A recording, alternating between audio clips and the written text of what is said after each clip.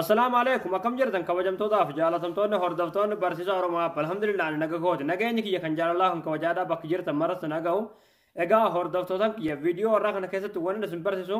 haala feesbuukii folooyi hin qabne folooyi feesbuuk irratti banachuu dandeessan isin barsiisa jechuudha akkasuma warroonni feesbuukiin keenya sheerii hin qabu mallattoo sheerii san hin qabu yerooni waa poosti goone nama biroos ta'ee hiriyootan keenya ta'ee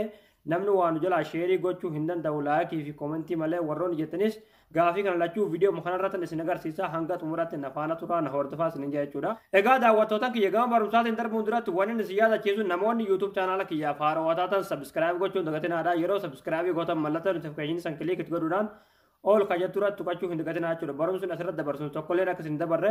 akkasuma barumsa keenya yoo jaallattan viidiyoo keenya like gootanii nu jajjabeessuu hin dagatinaadha gaafii garagaraadha qobattan koomentii jalatti nu barreessadha. Hanga dandeenyaan hanga biyyannoo isiniif deebina gamanumaan hanga murtaan dabarsaa hamma xumuratti nafaana turaan hordofaa isinin jedha.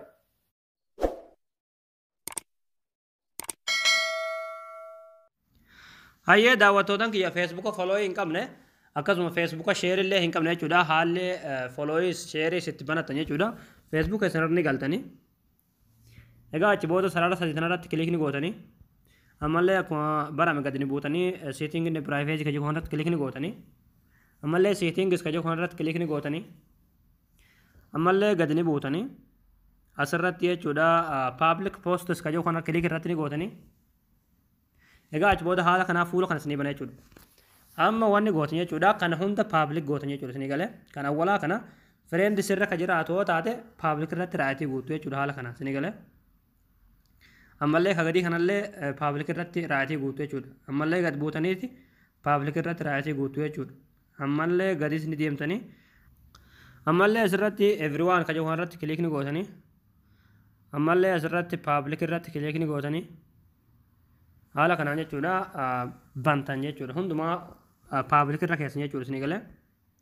kan hundumaa jechuudha tokko lama sadii afur shan kana shanananu akkuma nama isinitti agarsiise kanaan public irratti deebitan jechuudha isinii galee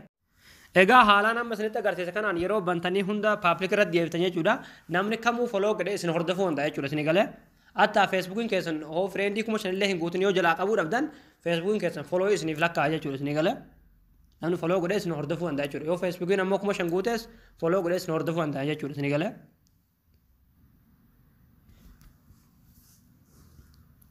akkasuma wanti isin poosti gootanillee jechuudha nama kamuu bira gaha jechuudha isin galee namni kamuu isin hordofuu danda'a jechuudha hiriyootan keessan ta'ee nama foloo godhee isin hordofe ta'ee nama attaa foloo isin godhanillee bira ni gaha jechuudha wanti isin poosti goote jechuudha nama hunda bira ni gaha jechuudha haala kanaan isin galee haala kanaan waa hunda public irratti yeroo deebiftanii public irratti waa poosti gootan jechuudha isin galee